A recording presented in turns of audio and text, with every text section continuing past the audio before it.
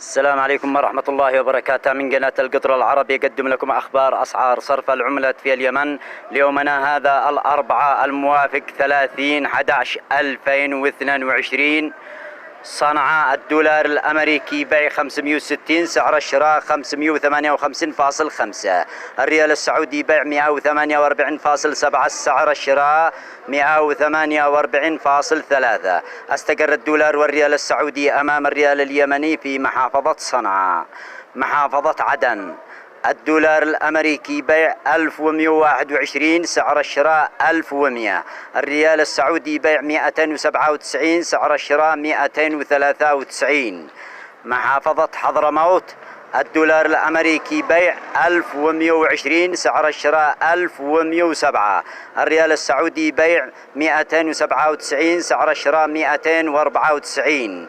استقر الدولار والريال السعودي أمام الريال اليمني في محافظة عدن، وتراجع سعر الدولار والريال السعودي أمام الريال اليمني في محافظة حضرموت.